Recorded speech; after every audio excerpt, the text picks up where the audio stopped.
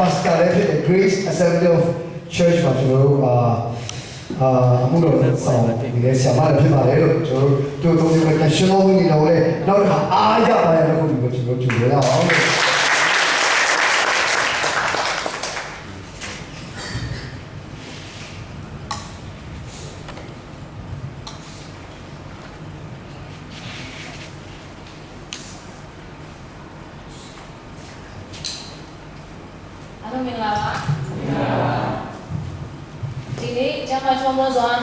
တွေ့ဆုံပြည့်တဲ့နာမတော်ကိုရှေ့ဆိုချီးမွမ်းပါတယ်။နောက်ပြီးတော့ဒီမှာကျွန်တော်ကိုဖိတ်ခေါ်ပေးတဲ့ဆင်မတော်ကမှာရှိတဲ့ဆင်အသင်းတော်မှာရှိတဲ့သူတို့တွေအားလုံးကိုပေါ့နော်အထူးပဲကျေးဇူးတင်တယ်ဆိုတဲ့အကြောင်းကိုကျွန်မလည်းရှေ့ဆိုပြောချင်ပါတယ်။တကယ်ပဲဒီ PPCY မှာရှိတဲ့မြန်မာ service မှာတကယ်ဝိညာဉ်တော်အထူးလှူရှားရဲဆိုတဲ့ဒီနေ့လည်းကျွန်မအများကြီးကြားရပါတယ်လို့အားကြောင့်လို့ဒီနေ့ပေါ့နော်ကျွန်မဒီမှာပါဝင်ခွင့်ရတာကိုတကယ်ကျေးဇူးတော်ချီးမွမ်းတယ်အာမင်အာမင်ဆရာမခိုင်ဆိုရင်အားရပါရတယ်သူချီးမွမ်းခြင်းဥဆောင်သွားတာနော်စေဝန်တွေတော့အဲ့လာတော့မထင်အောင်ပေါ့နော်ဆိုတော့တကယ်ပဲဘုရားခင်ကတော့မဖြစ်နိုင်တဲ့အရာတွေကိုဖြစ်စေနိုင်တဲ့ဘုရားခင်ကိုဖြစ်စေတယ်ဟာလေလုယာဒီနေ့တကယ်ပဲကျွန်မအနေနဲ့ဂုဏ်ယူတယ်ပြောစရာတော့အများကြီးရှိတယ်ပေါ့နော်။အဲ့မဲ့ဒီလေးဝိညာဉ်တော်လေးဥဆောင်တဲ့အတိုင်းပဲကျွန်မနေနဲ့ဝင်ခါသွားမှာဖြစ်တယ်။ဆိုတော့အရင်ဆုံးကျွန်မကျမ်းပိုက်တစ်ပိုက်ဖတ်ချင်တယ်။ရှမာကုခရစ်ဝင်ကျမ်းအခန်းကြီး၄ဖြစ်တယ်။ရှမာကုခရစ်ဝင်အခန်းကြီး၄အငယ်35ကနေပြီးတော့41အထိဖြစ်ပါတယ်။ရှမာကုခရစ်ဝင်အခန်းကြီး၄အငယ်35ကနေပြီးတော့41တွေ့ရင်ကျွန်တော်အားလုံးလူကဖတ်ရအောင်ထိုနေ့ညအချိန်၌ကိုရောကကမ်းတစ်ဖက်သို့ကူးကြကုန်အံ့ဟုမိန့်တော်မူလျှင်တပည့်တော်တို့သည်လူစုဝေးရာမှထွက်၍လေပေါ်၌ရှိနှင့်သောကိုရောပါလျက်သွားကြ၏အခြားလေတို့လည်းပါသေး၏ထိုအခါကျင်းစွာသောမိုးသက်မုန်တိုင်းဖြစ်၍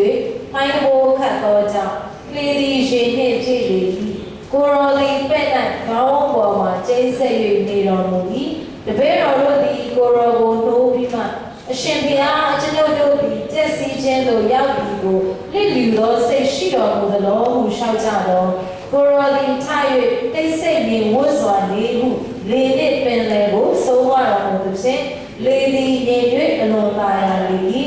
ကိုရောကလည်းသင်တို့သည်အဘဲကြောင့်ဤများလောက်ကြောက်တတ်သည်အဘဲကြောင့်ယုံကြည်ခြင်းစိတ်နှင့်ကင်းသည်ဟုမေးတော်မူလျှင်သူတို့သည်အလွန်ကြောက်ရွံ့၍ဤသူကအဘဲတို့သောသူမည်လေနှင့်ပင်လယ်တို့သည်သူ၏စကားကိုနားထောင်ပါသည်တကားဟုအချင်းချင်းပြောဆိုကြ၏ဘတော်သောကျမ်းစာအဖြစ်ရောက်ခြင်းစီတိုင်းနဲ့ဘုရားရှင်ကောင်းချီးပေးပါစေအာမင်ဆိုဒီနေ့တော့ဒီကျမ်းပိုက်ကတော့လူတိုင်းသိပြီးသားဖြစ်တယ်ကျွန်တော်တို့ငယ်ငယ်ကလေးက Sunday School မှာ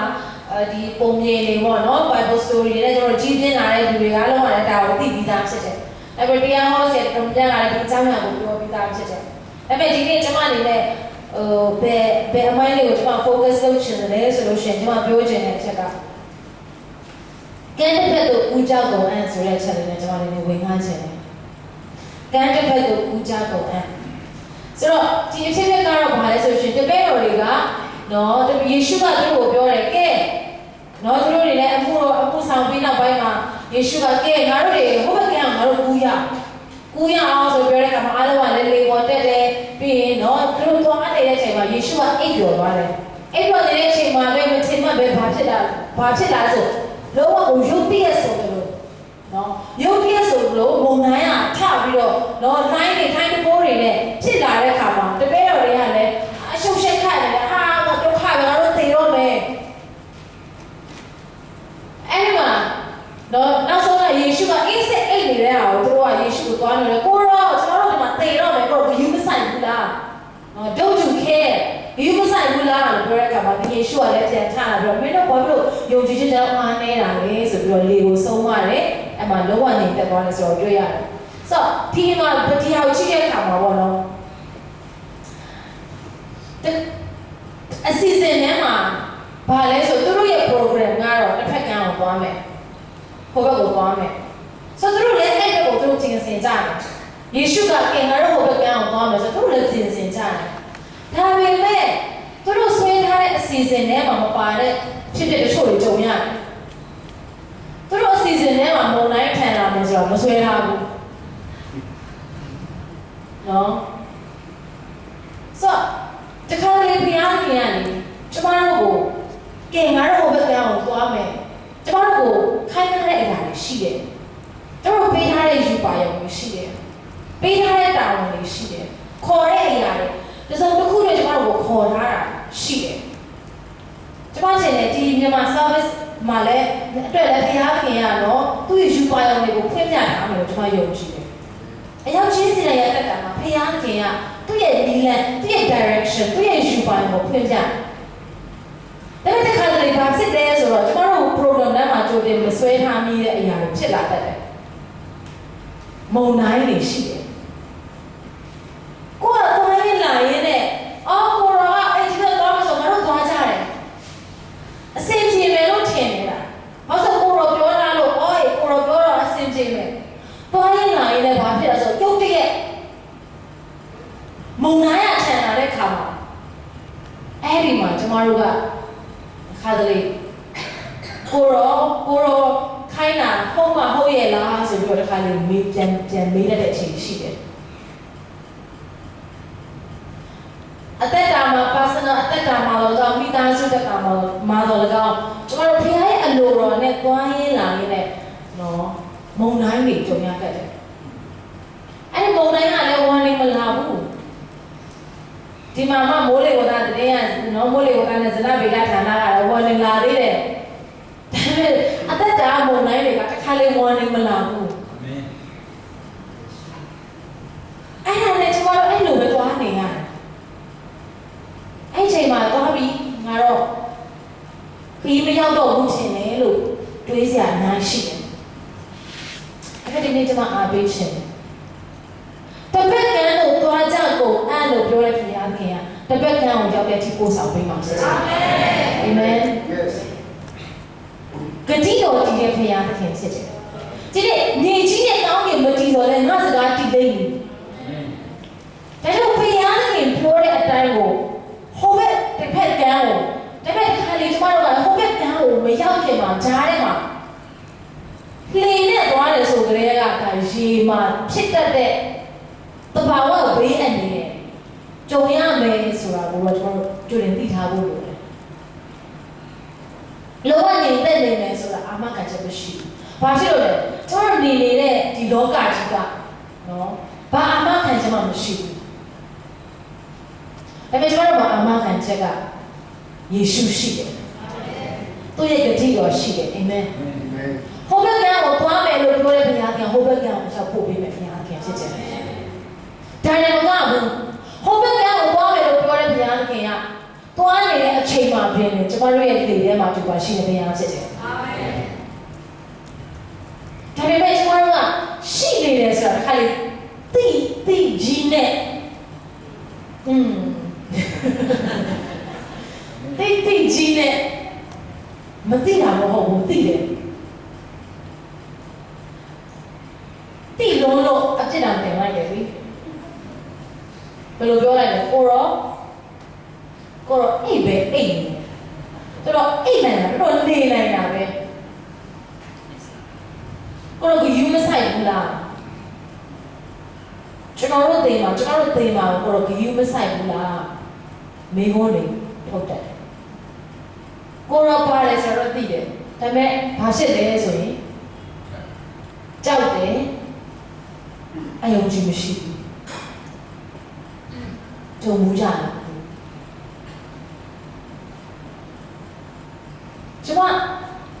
ကျမအသက်တာမှာပေါ့နော်အဲ့လိုမျိုးမုံတိုင်းတွေတစ်ခုပြီးတစ်ခုတွေ့တဲ့အခါမှာနော်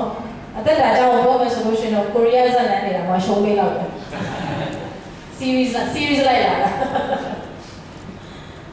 ပေမဲ့အဲ့ဒီဟာတစ်ခုပြီးတစ်ခုကြုံတဲ့အခါမှာဖယားခင်ကျမနဲ့အတူပါရှိတယ်ဆိုတော့ကျမသိတယ်ဒါပေမဲ့လူဆိုတဲ့သဘောတဘာဝကဘာလဲဆိုရှိတယ်ဒါပေမဲ့ဟာလေကိုဘာမှမလုပ်ဘူး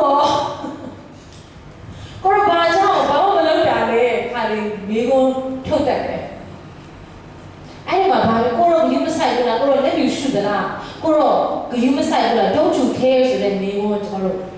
ခောက်ခောက်ကမေးတတ်ကြတယ်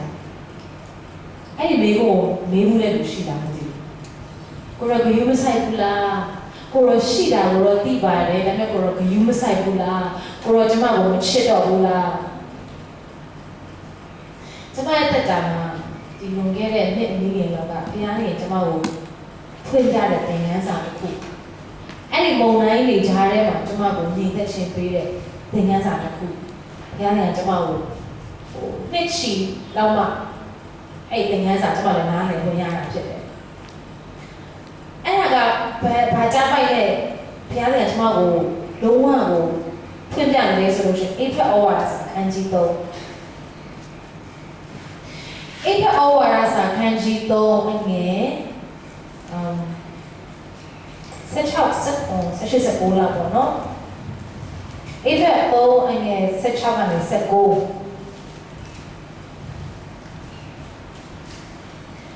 အဲ့မှာဗာတွေ့ရလဲဆိုလို့ရှိရင်ရှင်ပေါလုကအိဖက်မြို့မှာရှိတဲ့အသင်းတော်တွေကိုယုံကြည်သူတွေကိုဗာပြောလဲဆိုငါမင်းတို့ကိုဆုတောင်းပေးတယ်တဲ့ငါဆုတောင်းပေးတဲ့အချက်ကတော့ဗာလဲဆိုရင်ဝိညာဉ်တော်အဖြစ်သင်တို့၏အတွေ့အကြုံကိုခွန်အားနဲ့မြဲမြံခိုင်ခန့်စေ၍ယုံကြည်ခြင်းအဖြစ်ခရစ်တော်သည်သင်တို့၏စိတ်နှလုံးအထက်၌ကြွေးဝတ်တော်မူမည်အကြောင်းဘုန်းတော်ကျွယ်ဝပြည့်စုံခြင်းနှင့်ညီလျော်စွာသင်တို့အားပေးသနာတော်မူ၍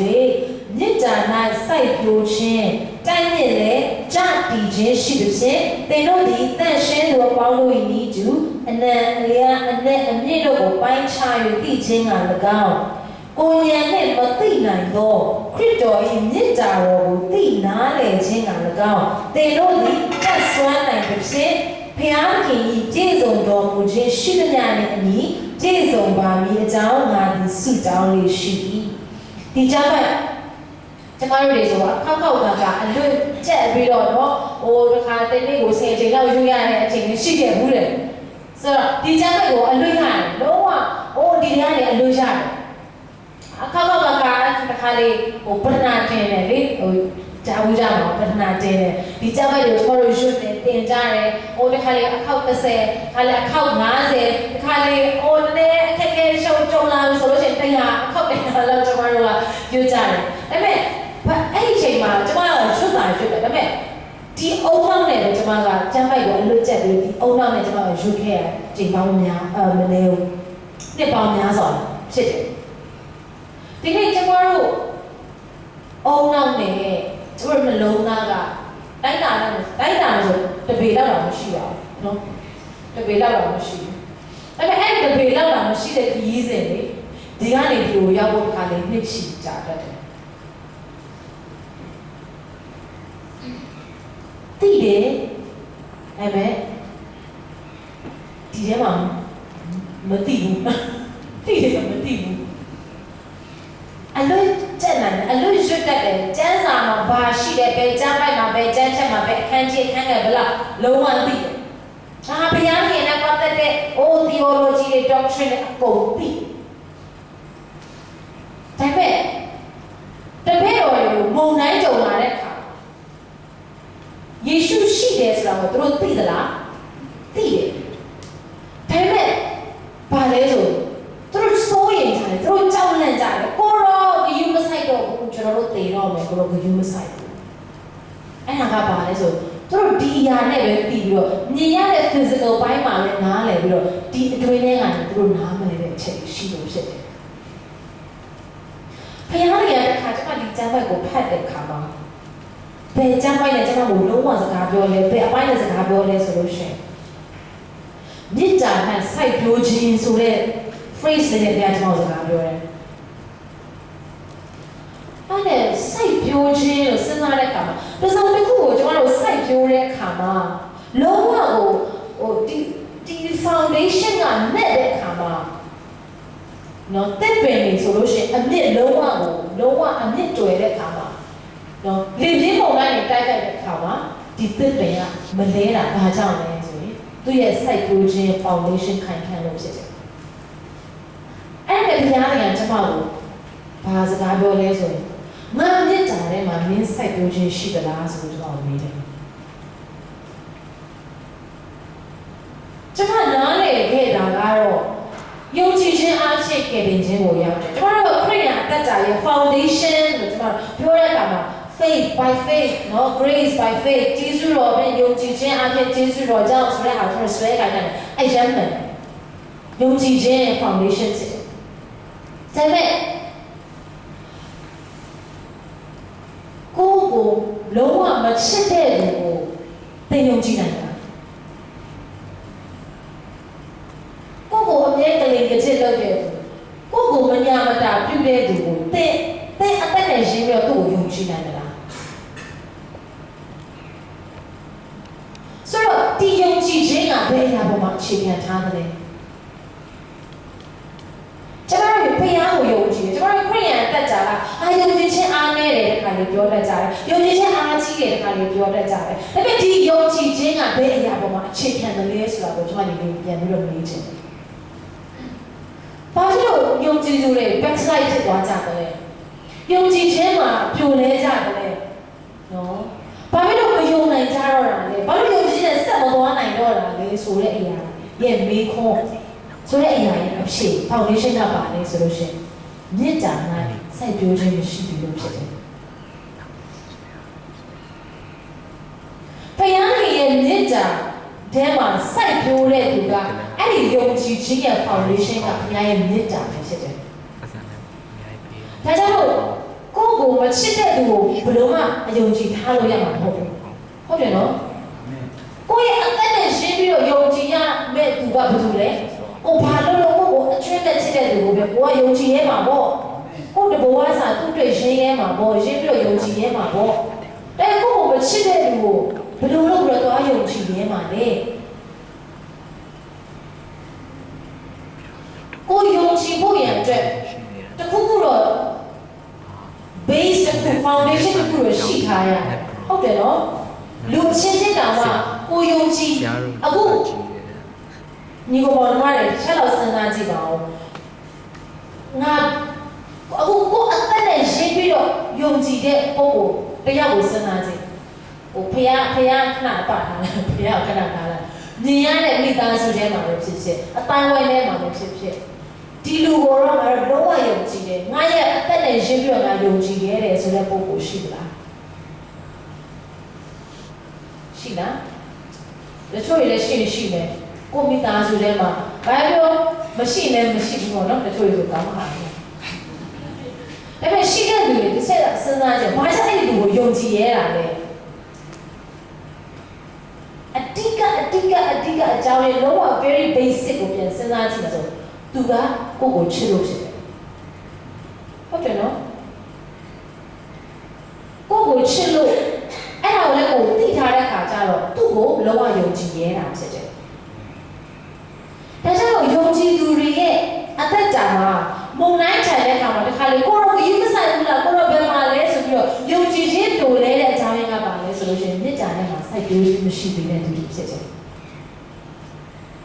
အဲ့လိုပြောတဲ့အခါမှာအဲ့မုံတိုင်းကပို့ပြီးတော့ခံရလွယ်တာလည်းမဟုတ်ပါဘူးနော်ဒါပေမဲ့ယုံကြည်ခြင်းမှာကျွန်တော်တို့မပြောနေတော့ဘူးဒီเจ้าရကိုကျွန်မနားမလည်သေးခင်တော့ဒီလိုခဲ့တဲ့2010အထိကိုကျွန်မဒီအောင်နားမလည်သေးဘူးကျွန်မယုံကြည်ခြင်းဆိုတဲ့အစစ်နဲ့ကျွန်မပွားနေရတာဖြစ်တယ်ယုံကြည်တာတော့ကိုယုံကြည်တယ်စုတောင်းတယ်ဩဝါစာရှောက်တယ်ယုံကြည်တာတော့ရေးတယ်ယုံကြည်တယ်ဘာလို့လဲဆိုစုနဲ့တောင်းရင်ရမယ်ဆိုတာယုံကြည်ထားတယ်အဲ့တော့ဒါပေမဲ့2008လောက်ကနေစပြီးတော့2009လောက်ကနေစပြီးတော့အမေကကျမရဲ့ချင်းမကောင်းဘူးနောက်တစ်နှစ်လောက်ကြာတဲ့အခါမှာလောကကိုမျောနေထားတဲ့အတိုင်းဖြစ်မလာပဲနဲ့ပေါ့နော်ဒီကေဇာရောကနေဆုံးသွားတယ်အဲ့ဒီအချိန်မှာကျမတရားကိုအမျိုးမျိုးပေါ့ယုံ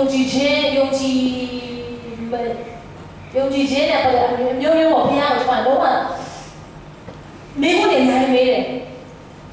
အဲ့ဒါလည်းပြီးတော့တဲ့ကိစ္စတွေကလည်းရှုပ်ရှက်ခတ်နေပြီးတော့နောက်ဆုံးကြတော့ဘာဖြစ်လဲကျမအမကလည်းဒီဖြစ်သွားတဲ့ခါမှာကျမအဲ့ဒီမှာလုံးဝဘုရားကိုဘယ်လိုပြောလဲဆိုတော့ကိုရောကျမကိုရောကိုဒီလောက်ယုံကြည်တာဒီလောက်ဆုတောင်းတာဒီလောက်အစာရှောင်တာဒီလောက်တောင်မှနာယီနဲ့ကြာပြီးတော့ဆုတောင်းတာယုံကြည်တာကိုရောဘယ်လိုလုပ်လိုက်တာလဲဆိုပြီးတော့ကျမဘုရားကိုဘယ်လိုထုတ်တယ်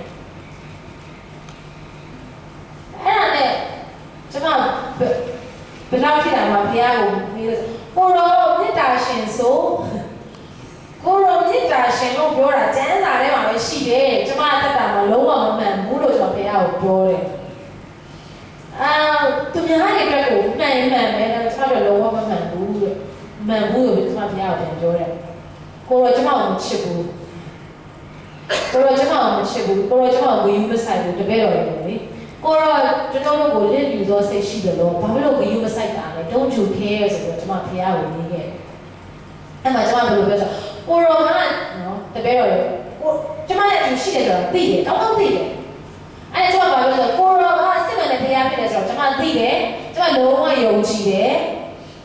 ဒါပေမဲ့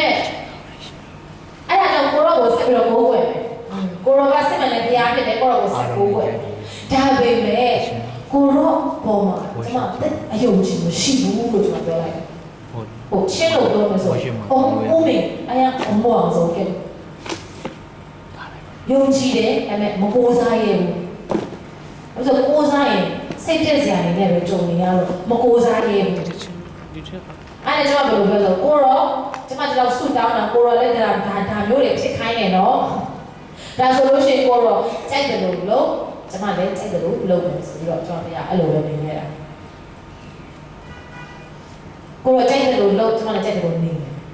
တယ်ဒါပေမဲ့ကိုရောကိုဆက်ပြီးတော့ကိုးဝယ်မယ်ဟိုကြိုက်တယ်လို့နေမယ်ဆိုတော့ပောက်ရက်လုပ်မယ်လို့မဟုတ်ပါဘူးဒါပေမဲ့တစ်ချိန်လုံးကိုရောအလိုတော့လည်းမေးမနေတော့မေးလည်းမထူးဘူးဒီလောက်ဆုတောင်းတာတော့ယုံကြည်ခြင်းနဲ့ဝန်ခံနေတာဒါတွေကြုံတွေ့ခဲ့တယ်ဆုတောင်းလည်းမထူးဘူးဒါကြောင့်ဆုတောင်းမနေတော့ဘူးလို့ကျွန်မပြောတယ်အဲ့ဒီတော့ကျွန်မ worship ပြီးတာလုပ်နေတဲ့အချိန်အဲ့လိုပဲကျွန်မဒီလိုပုံစံနဲ့ပဲဖြတ်တတ်မှာတော့တာဝန်ရဝိတ္တိတန်းချိန် worship ကိုဥဆောင်တယ်ဒါ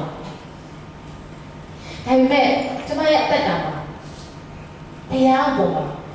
မယုံကြည်ဖို့မကိုးစားဖို့နဲ့အသက်တာမှာကျွန်တော်သွားပါခဲ့တယ်ဒါပေမဲ့ဒါအသင်းတော်မှာနော်အမှုတော်ဆောင်တယောက်နော် worship ဥဆောင်အဲ့နောက်ပိုင်းမှာဘုရားခင်ကကျွန်တော်ကိုဒီချပိုက်နဲ့ဖျားပြန်စကားပြောတယ်ငါမြစ်တာထဲမှာပဲစိုက်ပျိုးခြင်းရှိပါအဲ့ဒီမြစ်တာထဲမှာစိုက်ပျိုးတဲ့အခါမှာကျွန်တော်ရဲ့ယုံကြည်ခြင်းတွေရတယ်အဲ့ဒီမြစ်တာပေါ်မှာကျွန်တော်တို့အခြေခံထားဖို့ဖြစ်တယ်ဒါပေမဲ့ဒီမြစ်တာကိုဘုရားမဖွင့်ပြကျွန်တော်လည်းနားမလည်နိုင်ဘူးဒါနဲ့တော့အချိန်ပေးရတယ်ဒီကနေဒီကိုရောက်ဖို့လေနှစ်ချီနဲ့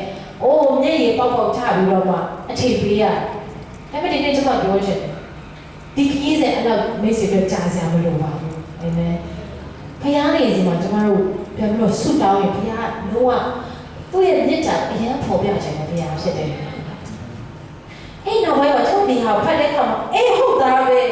ငါမြတ်တာထဲမှာစိုက်ပျိုးခြင်းရှိရမှာငါယုံကြည်ခြင်းနဲ့ပဲတွေ့ကတ်နေတယ်ယုံလဲမယုံနိုင်တော့ဘယ်အချိန်ပြီး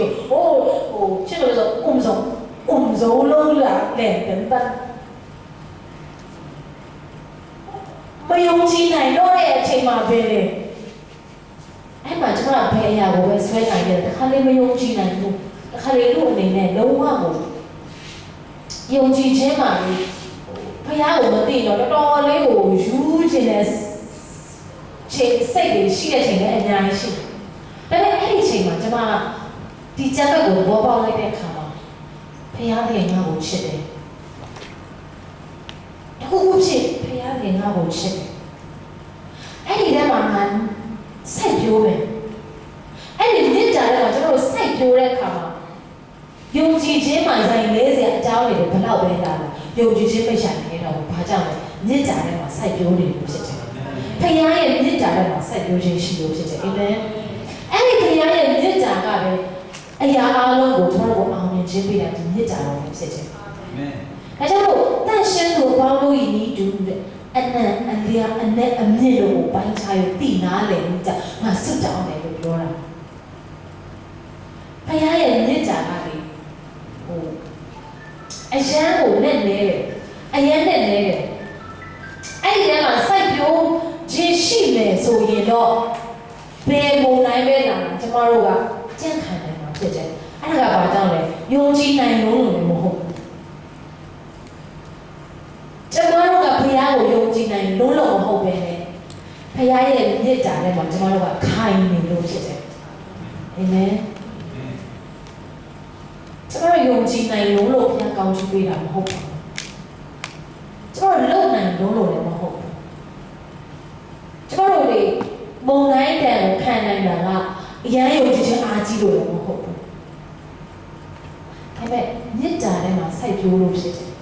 မြစ်တာထဲမှာဖွက်ထားလို့ဖြစ်တယ်မြစ်တာထဲမှာဖွက်ထားတော့ကြောင့်ကျွန်တော်တို့ကဘယ်အရာမဆိုရင်ဆိုင်နိုင်တာဖြစ်တယ်အာမင်ဒါကြောင့်ဒီမြစ်တာဒီကျွန်တော်တို့စိုးရိမ်ပူပန်ခြင်းရှိတဲ့ညက်ထက်ပို့ပြီးတော့ကိုကြီးတဲ့မြစ်တာဖြစ်တယ်ကျွန်တော်တို့အနာဂတ်ကိုစိုးရိမ်နေတာထက်ထိုမြစ်တာကပို့ပြီးတော့ကိုကြီးတယ်ထိုမြစ်တာကပို့ပြီးတော့အားကြီးတာဖြစ်တယ်တပည့်တော်တွေကနော်ကိုတော့ဒီယူမဆိုင်ဘူးလားလို့မေးတဲ့အရာကဘာကြောင့်လဲဆိုဘုရားသခင်သူတို့နဲ့အတူပါရှိတယ်ဆိုတာကိုသိပေမဲ့ဘုရားသခင်သူတို့ကိုချစ်တယ်ဆိုတဲ့အရာကိုသူတို့ကဒီထဲမှာသိနာမလည်ဘူးလို့ဖြစ်တယ်ကျွန်တော်ပြောချင်တယ်ဒီကိုတတ်သိပေးတဲ့အရာကဘာလဲဘာမဆိုရင်ဆိုင်ရဲတယ်လို့ဒီကိုတတ်သိပေးတဲ့အရာကဘာလဲဘာများဖြစ်လဲသမီးကြီးစားရှိဘူးလေထားဘူးလေလူတွေသိမှာပေါ့ချစ်သူရှိရင်ဘာမဆိုရင်ဆိုင်ရဲတယ်ဟုတ်တယ်နော်အရင် confidence ရှိတယ်မဟုတ်ဘူးလားကျုံးစီလေမဟုတ်လားဆက်မှာဒီနေ့ကျွန်တော်တို့ကိုချစ်တဲ့သူနဲ့အတူနေရတာ confidence ကျွန်တော်တို့ပေးနိုင်ဟုတ်တယ်နော်တော့ဒါကြောင့်မို့ချစ်သူနဲ့ဘယ်ကဘာပဲရောက်ဘယ်လိုမျိုးအခက်အခဲတွေပဲရင်ဆိုင်နေရပါစေချစ်သူနဲ့အတူပါရှိရင်ဆိုင်ရဲတယ်ဆိုပြီးတော့ဒါကလူအချင်းချင်းချစ်တဲ့မြစ်တာကတော့မှကျမတို့ကိုဒီတော့ပတ်တိပေးနိုင်တယ်ဆိုရင်ချစ်သူနဲ့လက်တွဲရရင်ကဘာလုံးကငါတို့ကိုဆန့်ချင်နေပါစေကိစ္စမရှိဘူးရင်ဆိုင်ရဲတယ်ဟုတ်တယ်လေဟုတ်တယ်နော်ဇနီးမောင်နှံနေဒီနေ့ဇနီးမောင်နှံဟိုရှင်းနေပါလေဆိုစကားရှိတယ်လေဗါလဲနိုပါကီလိုမီတာခေါ်ခိုင်းကြလို့ဟုတ်တယ်နော်လေမြန်းချင်းနေတာကချစ်ချင်းနှစ်တာထဲမှာသူတို့ခိုင်ခဲ့တယ်ဆိုလို့ရှိရင်ကြွားလုံးကသူတို့ကိုဝင်နိုင်တယ်လူအချင်းချင်းချစ်တဲ့နှစ်တာကတော့မှတော့ခိုင်နေတယ်ဆိုရင်ဘုရားရှင်ရဲ့နှစ်တာတော့အာမင်ဘုရားရှင်ရဲ့နှစ်တာနဲ့ဆိုကျွန်တော်တို့ဘာမရင်ဆိုင်နိုင်စရာအကြောင်းရှိတယ်ဘယ်အခက်အခဲတွေကိုမရင်ဆိုင်နိုင်စရာအကြောင်းရှိတယ်အာမင်ဒါကြောင့်မို့ဒီမြစ်တာထဲမှာစိုက်ပျိုးတဲ့အခါမှာမှတာလေကျွန်တော်ရဲ့ယုံကြည်ခြင်းဆက်ပြီးတော့သွားနိုင်မှာဖြစ်တယ်ဒါကြောင့်မို့ယုံကြည်ခြင်းအားကြီးတယ်အားနည်းတယ်ဆိုတော့ဒါကြတော့လည်းရင်တော့သူယုံကြည်နိုင်တယ်သူမယုံကြည်နိုင်ဘူးဆိုတဲ့အရာကကျွန်တော်တို့လူအနေနဲ့စူးစမ်းလို့ရယူနိုင်တဲ့အရာမဟုတ်ပဲနဲ့ယုံကြည်နိုင်တဲ့သူကဘာကြောင့်ယုံကြည်နိုင်တာလဲဆိုဘုရားရဲ့မြစ်တာကိုကောင်းနားလည်တော့သူဖြစ်တယ်မြစ်တာထဲမှာစိုက်ပျိုးခြင်းရှိတဲ့လူကယုံကြည်ရဲတယ်ယုံကြည်နိုင်တယ်မုန်တိုင်းပဲတော့ပဲထိုင်နေစီယုံကြည်နိုင်တာကဘာကြောင့်လဲမြစ်တာထဲမှာစိုက်ပျိုးခြင်းရှိလို့ဖြစ်တယ်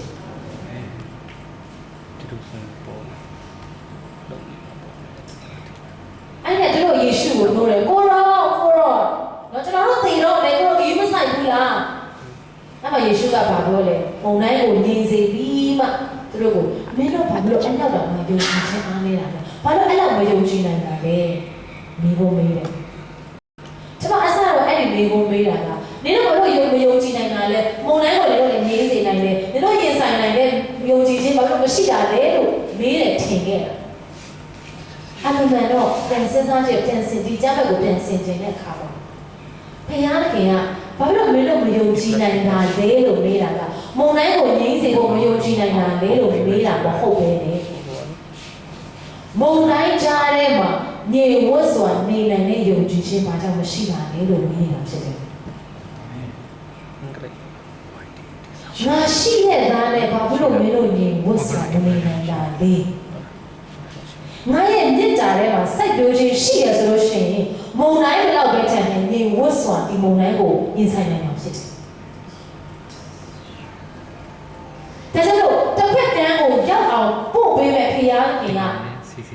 လမ်းကြီးမှာလည်းအတူပါရှိတယ် ကြောင်ပေါ်တော့ ဒါကိုကျွန်တော်တို့အုံနောက်နဲ့တိရုံမဟုတ်တော့ဘဲနဲ့သူရှိတယ်သူရဲ့မြစ်တာတော်ထဲမှာကျွန်တော်တို့ကခိုးလုံးမယ်ဆိုလို့ရှိရင်သူရဲ့မြစ်တာထဲမှာစိုက်ပျိုးခြင်းရှိနေမယ်ဆိုလို့ရှိရင်ကျွန်တော်ရဲ့အသက်တာထဲမှာမုံနှမ်းပြတော့ပဲချမ်းသာတယ်ငြိမ်ဝှစွာနေနေမှာဖြစ်တယ်ဘုရားရဲ့မြစ်တာကိုတန်လျာရှိတော့မှာမဟုတ်ဘူးကြောက်ရွံ့ခြင်းကင်းမဲ့စွာနဲ့နေနိုင်မှာဖြစ်တယ်။ဘာကြောင့်လဲမြစ်တာလေးကြောက်ရွံ့ခြင်းရဲ့ပုံလို့ချီးမားလို့ဖြစ်တယ်။တိယောခန်းကြီးလေးနဲ့ဆက်ရှက်ပါ။မြစ်တာနဲ့ကြောက်စိတ်ကအတူတူနေလို့မရဘူးတဲ့။အာမင်။တိယောအခန်းကြီးလေးအငယ်ဆက်ရှက်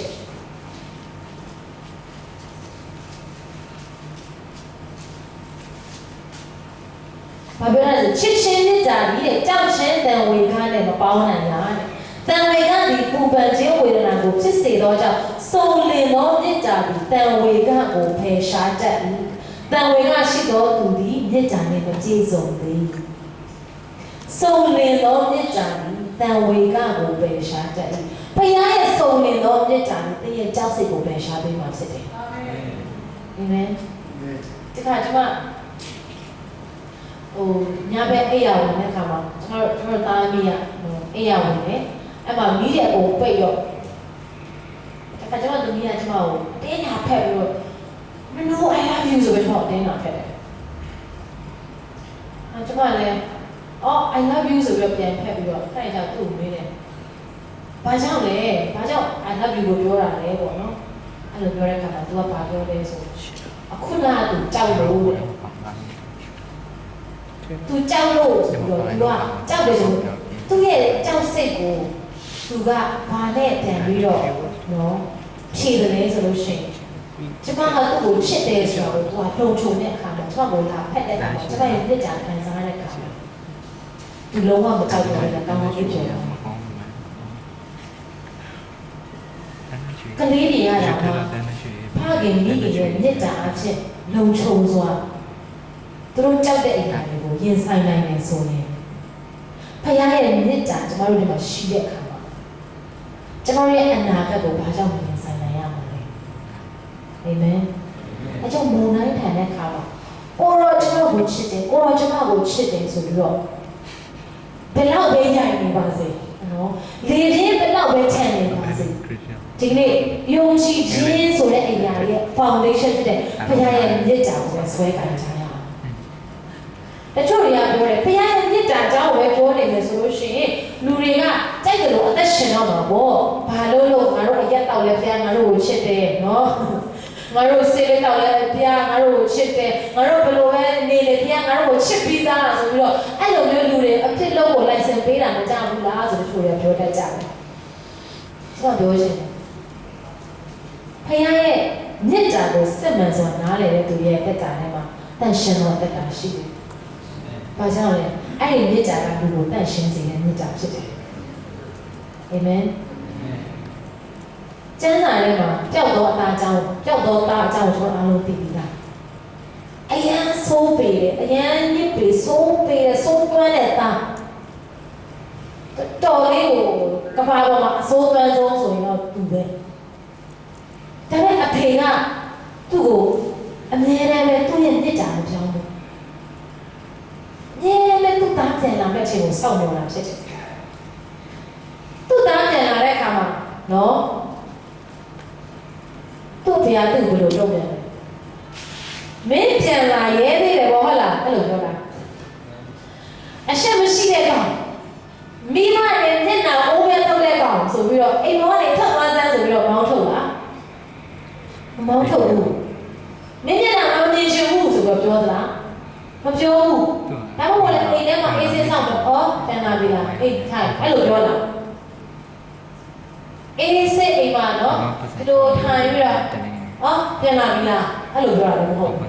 သူဘာလုပ်လဲအဝေးကလေးကနေပြီးတော့သူကြိုးဆိုတာဖြစ်တယ်သူသားပဲချင်းပြန်လာမလဲဆိုတော့သူစောင့်နေတယ်သူကြိုးဆိုတယ်အဝေးကလေးကနေမြင်တဲ့အခါမှာနေ့တိုင်းသူစောင့်ကြတဲ့ကောင်တကယ်ကြတော့သူ့သားကိုအဝေးကနေချက်ချင်းသိတယ်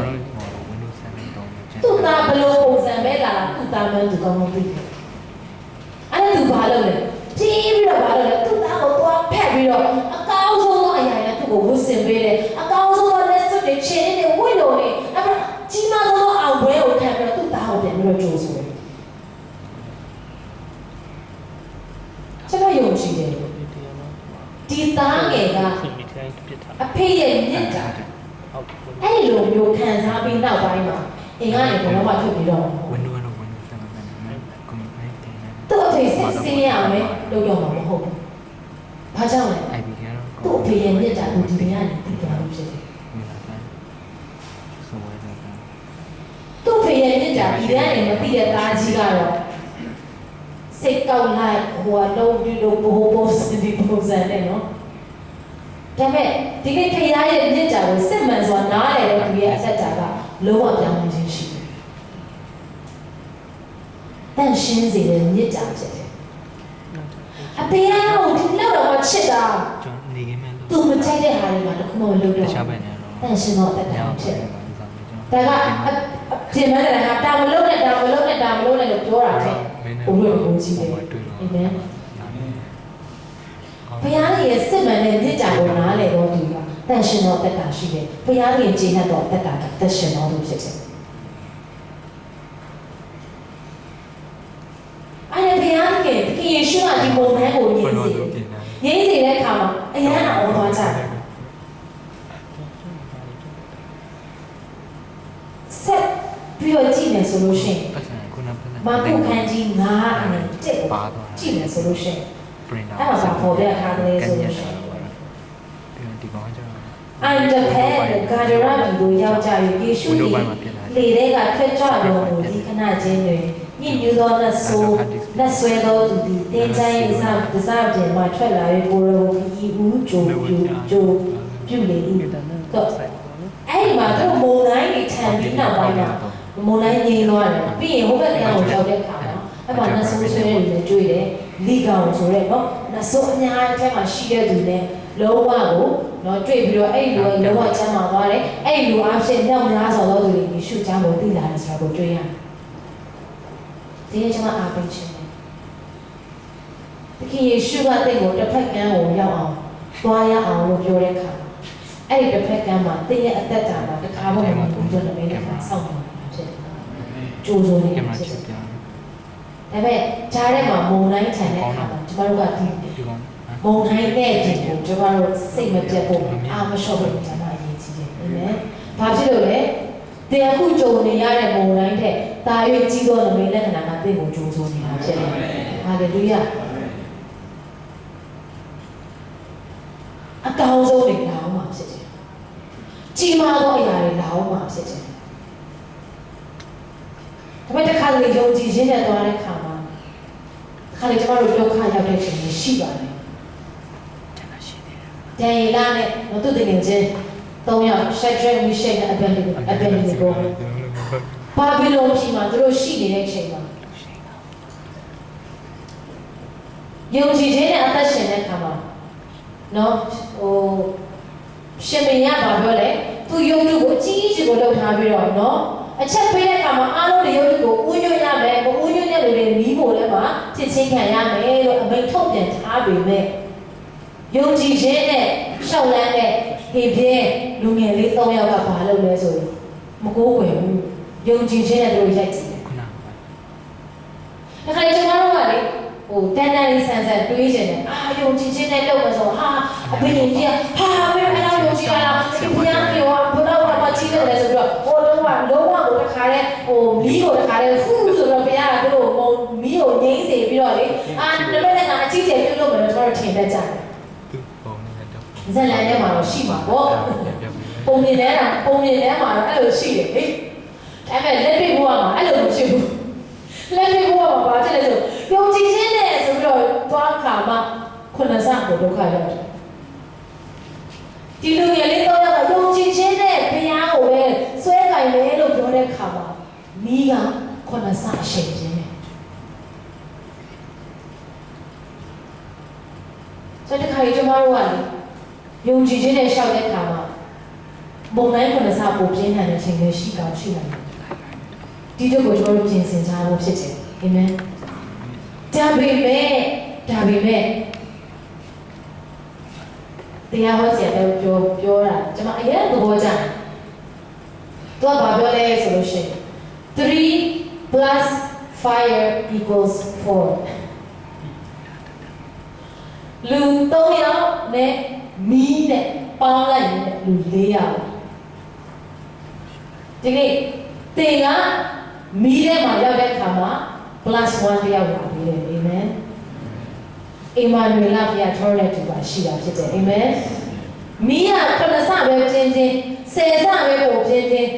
နော်မုံတိုင်းကအစတရားပဲပို့ပြင်းချန်ကျွန်တော်တို့နဲ့မုံတိုင်းနဲ့ကြုံလာပြီဆိုလို့ရှိရင်တော့သခင်ယေရှုကကျွန်တော်တို့နဲ့တူတာရှိတယ်ဘုရားခင်ဖြစ်တယ်အာမင်ဒီတခါတော့ဒါနဲ့သိတာမဟုတ်တော့ပဲဒီတွေကနေသိတော့အသက်တာဖြစ်ဖို့ဉာဏ်မှရည်စီးတယ်ဟာလေလုယာဒီတွေကသိတဲ့အသက်တာနဲ့ဆိုလို့ရှိရင်တော့ဆယ်စပဲပြင်းချင်းအစတရားပဲပြင်းချင်းအာမင်ခုနစကိုပြင်းရင်ခုနစကိုဒုက္ခရောက်ရင်ဘုရားရဲ့ဘုန်းတော်ခုနစကိုပြီးတော့ကြီးမားဖို့ဖြစ်တယ်ဘုရားကဘာပြောလဲအနာဂတ်ကိုကျွန်တော်ဝင်လို့ကြည့်နိုင်တယ်ကျွန်တော်တခါလေကျွန်တော်ပုံတိုင်းခံတဲ့အခါမှာကျွန်တော်မေးဖို့မေးတတ်တယ် why ဘာကြောင့်လဲဆိုတော့မေးဖို့မေးတတ်တယ်ဟုတ်လားမသိဘူးဘာကြောင့်ကိုကကြုံရတာလေသူများတွေမကြုံရဘဲနဲ့သူများတွေတခါမှမကြုံဘူးတဲ့ပုံစံနဲ့နော်ကိုကဘယ်တစ်ချိန်လုံးကြုံရတဲ့ပုံစံနဲ့ဘုရားကိုမေးဖို့မေးတတ်ကြတယ် why တာက why me ဆိုပြီးတော့မေးတတ်ကြတယ်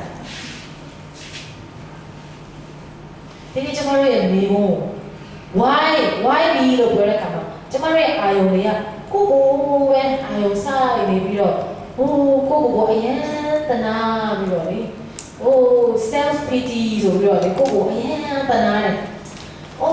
တော်ဒုက္ခရောက်တဲ့ငါပါလား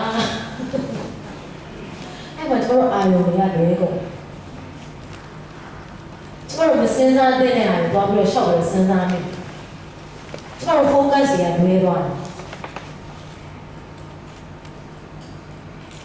ဒီနေ့ကျွန်တော်မေးရမယ်မေးခွန်းက why me ဆိုတာမဟုတ်တော့ဘဲနဲ့ what now ကောင်းပြီအဲ့ဆိုငါပါဆက်လုပ်ရမယ်အာမင်ပါဆက်လုပ်ရမယ်ဘယ်လိုဆက်သွားရမလဲအဲ့လိုမျိုးမေးဖို့မေးလိုက်ခြင်းက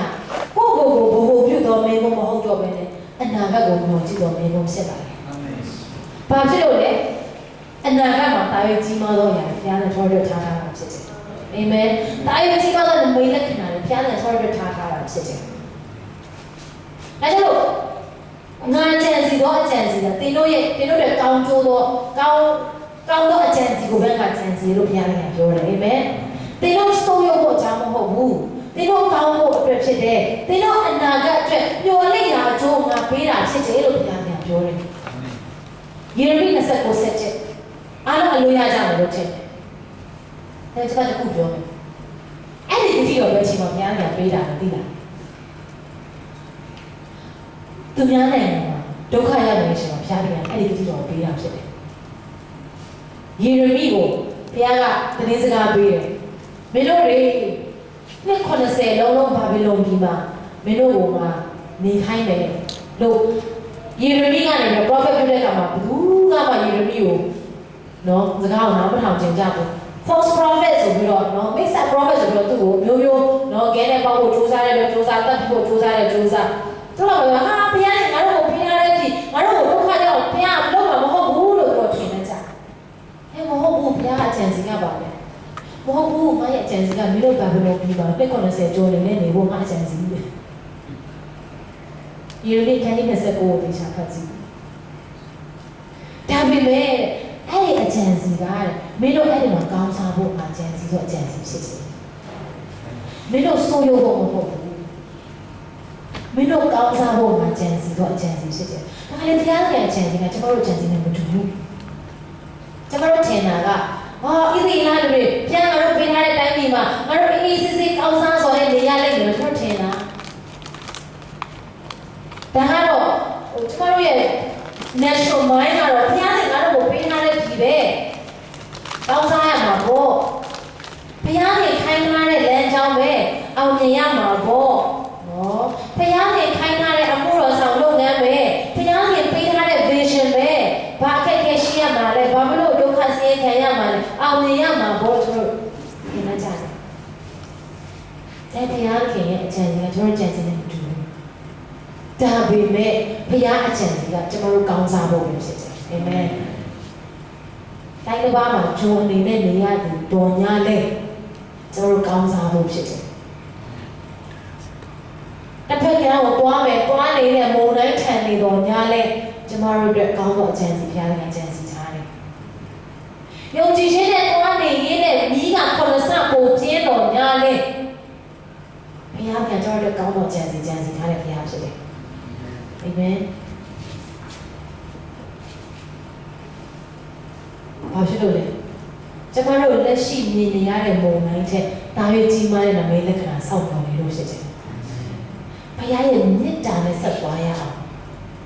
ဘုရားရဲ့မေတ္တာထဲမှာစိုက်ပျိုးခြင်းရှိရအောင်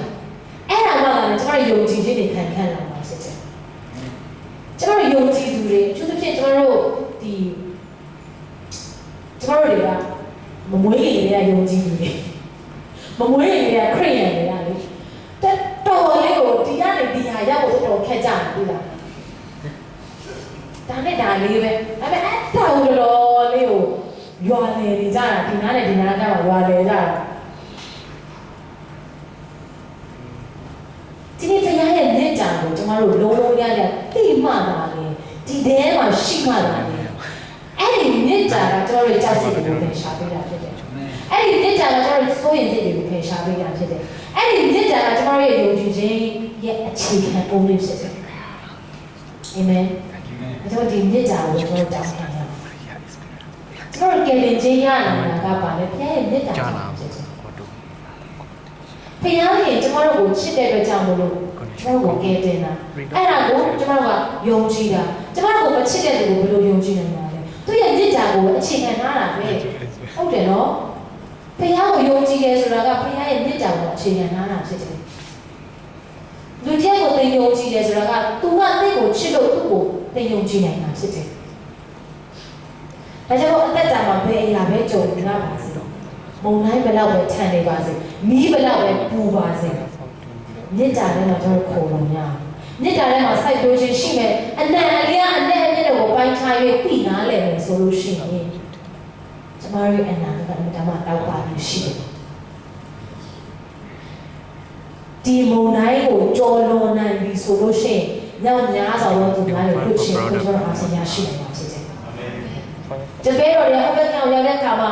နော်နှဆိုးတွေချီလောင်ထားတဲ့လူလွတ်မြောက်ခြင်းရတယ်လို့ပဲကျွန်တော်တို့ဒီမုန်တိုင်းထားတဲ့ကိုဖြတ်သွားနေရတဲ့အခါမှာကျွန်တော်တို့ဒီမီးထဲမှာနော်ဘုရားရဲ့မြစ်တာထဲမှာခေါ်လို့ပြီးဒီမီးခုနစပဲပူပြင်းပါစေဆက်ပြီးတော့သွားမယ်ဆိုလို့ရှိရင်ဒီနေ့သူတို့ရဲ့ယုံကြည်ခြင်းကြောင့်တနိုင်ငံလုံးကစစ်မှန်တဲ့ဘုရားကိုသိလာတယ်လို့ပဲကျွန်တော်တို့ဆက်သွားရအောင် what now ဆိုတော့ကျွန်တော်ဆက်သွားရအောင်အာမင်ဘုရားရဲ့အကြံစီကိုပဲကျွန်တော်တို့ယုံကြည်ထားရအောင်ကျွန်တော်တို့ဆိုးရုပ်ဖို့အကြံစီတဲ့အကြံစီမဟုတ်ဘူးကျွန်တော်တို့ဘယ်လိုပဲခံနေရပါစေဘယ်လိုပဲနေကြကြားနေရပါစေဘယ်လိုပဲနားပဲမေကုန်းပေါင်းတော့များတော့ရှိတော့ညားတဲ့ဘုရားကငါ့ကိုချစ်တယ်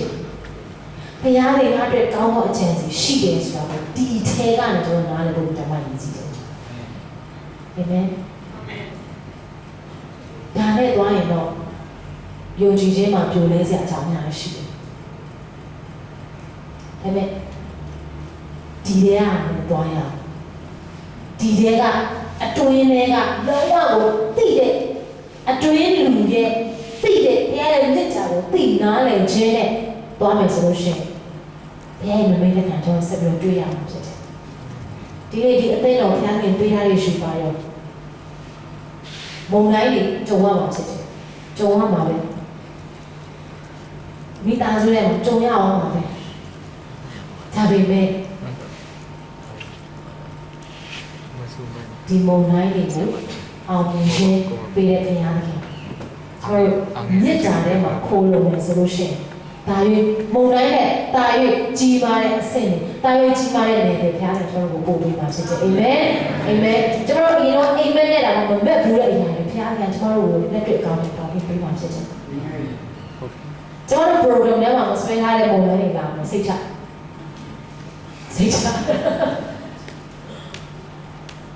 ဘုရားကကျွန်တော်ကိုဒီလိုခဲ့တဲ့နေ့လောက်ကနေစမနေ့ကနေစပြီးတော့ဘုရားနဲ့ကျွန်တော်ကိုယူပါနေအစ်ပေးတယ် ကျွန်မစတော့ကျေးဇူးတော်အေဝံဂေလိသင်တော်မှာအချင်းပြည့်လို့ဆောင်နေတဲ့ပါဝင်တဲ့ worship ကဏ္ဍမှာရောပြီးလူငယ်ကဏ္ဍမှာမျိုးသမီးကဏ္ဍမှာကျွန်မပါဝင်တယ်။ဒါပေမဲ့မနေ့ကနေစပြီးဘုရားခင်ကျွန်မကိုနောက်ထပ် level တစ်ခုကိုတွားဖို့ကျွန်မကိုတွန်းပို့ပြီးအဲ့ဒါကဘာလဲဆိုလို့ရှိရင်ဒီ2နှစ်လောက်ရှိပြီအဲ့ဒီဝန်တာကျွန်မတက်တော့2နှစ်ဆိုခုဆို3နှစ်လောက်ရှိပြီပေါ့နော်။ဒါလည်းဆို house of prayer ဒီဆူတောင်းခြင်းချင်းဝန်းခြင်းကိုယ်ွယ်ခြင်းကိုစားပြုခြင်းနဲ့ပေါ့နော်ရက်တည်တဲ့ဘယ်လိုပြောမလဲရက်တည်တဲ့သူအနေနဲ့ဖျားနေကျွန်မကိုထဲကနေအဲ့ဒီ vision အဲ့ဒီ viewpoint ကိုပေးတယ်ဒါပေမဲ့ကျွန်မလည်းဘယ်လိုအကောင်နဲ့ဘောရမှန်းလည်းမသိဘူးလှုပ်ရှင်တာလည်းသိတယ်ဒီထဲမှာရှိတယ်ဆိုတာတော့သိတယ်ဒါပေမဲ့ဘယ်လိုလက်တွေ့အကောင်နဲ့ဘောရမှန်းဆိုကျွန်မမသိဘူးဒါပေမဲ့မနေ့ကနေစတော့တစ်ဖြည်းဖြည်းဖျားနေလမ်းဖွင့်ပေးတယ်လမ်းဖွင့်ပေးတဲ့အခါမှာကျွန်မလည်းဒီအတွက်ကိုအသင်းတော်ရဲ့အခြေချင်းကနေပြီးတော့ကျွန်မပြန်နားပြီးတော့ဒီအတွက်ကို focus လုပ်ရှင်တယ်လို့ပြောတဲ့အခါမှာအသင်းတော်ကလည်းကျွန်မကိုအသင်းတော်ရဲ့ကောင်းချီးနဲ့ကျွန်မကိုဒီနေရာကိုစတင်ခွင့်ကျွန်မကိုပေးတယ်ဆိုတော့စလဲစခဲ့ဒါပေမဲ့ခုနပြောသလိုပေါ့နော်ကြိုတင်မစီမံထားတဲ့အခက်အခဲတွေကြုံလာတဲ့အခါမှာတော်လေးကိုဖျူဖျဲဖြစ်သွားတယ်ကျွန်မရဲ့ကျွန်မရဲ့ vision ပြောရမှာဘာပြောရမလဲဖျူဖျဲတော့ဖြစ်သွားတယ်အဲ့ဒါကျွန်မနောက်ထပ်ဆက်ကတ်တယ်ဒီလိုခဲ့တဲ့မေလာမှာကျွန်မဘုရားကိုပြန်ဆက်ကတ်တယ်ကိုရောဒီယူပိုင်ကိုပေးတဲ့ယူပိုင်ဖြစ်တဲ့ကိုရောကျွန်မကိုရဲ့မီးနဲ့ကိုရဲ့တကိုးနဲ့ကိုပေးပါတာကိုလှုပ်ဆောင်နိုင်ဖို့ဆိုကျွန်မဆက်ကတ်တဲ့ခါမှာအဲ့မှာကျွန်မဒီကျေးဇူးတော်ကြောင့်ဒီ Netherlands မှာပေါ့နော် Mission Possible ဒီ GMF ပွဲမှာတရားဟောတဲ့ဆရာမ TS တို့လုပ်တဲ့သင်တန်းမှာကျွန်မလည်းပါဝင်ရတယ်အဲ့ဒီမှာကျွန်မဆက်ကတ်တယ်ကြီးကျယ်ဆက်ကတ်တယ်ကိုရဲ့မီးနဲ့ကျွန်မကိုဖြည့်ပါကိုရဲ့တကိုးလိုရတယ်ကိုရဲ့ anointing လိုရတယ်ပေါ့နော်ကျွန်မအဲ့လိုမျိုးဆက်ကတ်တဲ့ခါမှာဘုရားကကျွန်မကိုဘာပြောလဲဆိုနင်ကဘာကြောင့်အဲ့ဒါကိုလိုချင်တာလဲနေ empire နဲ့တည်ထောင်ခြင်းလို့လားလို့ဘုရားကျွန်မပြောတယ်ကျွန်မမဟုတ်ပါဘူးကိုရောကျွန်မအဲ့ဒါဘုရားကနေလိုချင်တာနေအောင်ပြင်ဖို့လိုချင်တာလားငါ့ကိုလိုချင်တာလားလို့ဘုရားကကျွန်မပြောတယ်အဲ့ဒီမှာကျွန်မပြန်ပြီးတော့ဝန်ချတာတော့မှန်ပါတယ်ကိုရောကျွန်မကိုရောကိုပဲလိုချင်တယ်ကိုရောမြစ်တာပဲလိုချင်တယ်လို့ပြောခါမှာကျွန်မကိုရောမြစ်တာပဲတောင်းတဲ့ခါမှာကျွန်တော်တော့ဆုတောင်းပေးတယ်အဲ့ဒီဆုတောင်းပေးတဲ့ယူပါရုံနဲ့ကျွန်မတောင်းလာတာဖခင်ရဲ့မြစ်တာကိုကျွန်မတောင်းလာအဲ့ဒါသူကဒီကိုဆုတောင်းပေးတာတဲ့နေရတဲ့ကိုမီးတွေတောက်နေတာပေါ့နော်နေမီးတွေတောက်နေတာကျွန်တော်လည်းမီးတောက်တယ်ဆိုတော့ကိုကလည်းဘူးခံစားဖို့ဘာများခံစားမလဲပေါ့နော်ကျွန်မထင်တာလက်စားတော့ကျွန်မမီးကိုတောင်းတာတကိုးရချင်လို့မီးကိုရောရဲ့မီးဝိညာဉ်တော်မီးကျွန်မတောင်းနေတာဒါပေမဲ့တကယ်လည်းဘုရားကျွန်တော်မီးကိုပေးလိုက်တဲ့အခါအဲ့ဒီမီးကဘာဖြစ်နေလဲဆိုသူ့ရဲ့မြစ်တာဖြစ်နေအဲ့ဒီမှာမှကျွန်တော်တော့ပေါ့ဆိုရင်ချင်းကြောက်ချင်းအားလုံးကိုငြင်းစေတာအဲ့ဒီမြစ်တာဖြစ်တယ်ဒီနေ့ကျွန်တော်တို့တကိုးတောင်းနေတဲ့အရာတွေကျွန်တော်ဘိတ်သိက်တွေကအတိကပါဆိုသူ့ရဲ့မြစ်တာရှိတယ်ဆိုလို့ရှိရင်အဲ့ဒီမြစ်တာကကျွန်တော်တို့တကိုးပေးတယ်အဲ့ဒီမြစ်တာကကျွန်တော်တို့ဘိတ်သိက်တွေဖြစ်တယ်ကျွန်တော်အဲ့ဒီဘုရားရဲ့မြစ်တာနဲ့ကြည့်နေမယ်ဆိုလို့ရှိရင်အဲ့ဒါဘုရားရဲ့မီးဖြစ်တယ်အဲ့ဒါကိုဘုရားကကျွန်တော်ရှင်းရှင်းလေးပေါ်ပြတဲ့အခါမှာကျွန်မအနေနဲ့ဒီမြစ်တာဘယ်လိုပဲဖြစ်နေပါစေဘယ်အရာတွေပဲကြုံနေရပါစေအဲ့ဒီမြစ်တာနဲ့ကျွန်မဆက်သွားမယ်ဆိုကျွန်မဆုံးဖြတ်တယ်အဲ့ဒါပြန်လာတယ်ကျွန်မအရန်ကိုအားအင်းကိုကြည့်ပြီးတော့အတွင်းကိုခွန်အားတွေရပြီးတော့ကျွန်မသွားမယ်ဒါတော့လုံးဝချရမယ်ပေါ့နော်အဲ့ဒီစူတောင်း ministry နဲ့ကျွန်မလုံးဝစမယ်ဆိုကျွန်မအမောက်ကိုပြောတယ်ဦးဒီမို့ပြောတယ်ဦးဒီမလည်းအေးလို့နေတော့လည်းငါနားမလဲဒီမဲ့နေကလုံးဝ support ပေးတယ်နေကလုံးဝပြေဝထောက်ခံတယ်အဲ့မှာငါနားမလဲဒါပေမဲ့ထောက်ခံတယ်ဆိုပြီးတော့ကျွန်မအဲ့လိုပြောတဲ့အခါမှာကျွန်မတို့အရင်အားရှိ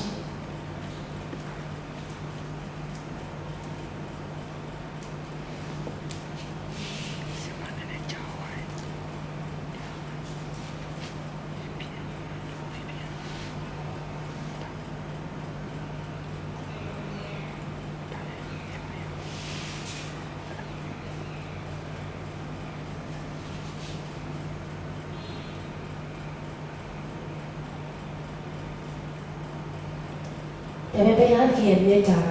အရာအလုံးတစ်ပုံလို့တကူချင်တယ်အဲ့ဒီမြတ်တာနဲ့ပဲအရာအလုံးကိုရင်ဆိုင်နိုင်တာဖြစ်တယ်မုန်တိုင်းတော့ပဲချမ်းချမ်းမီးခွန်စားပုံပြည့်နေတယ်သွားနိုင်တယ်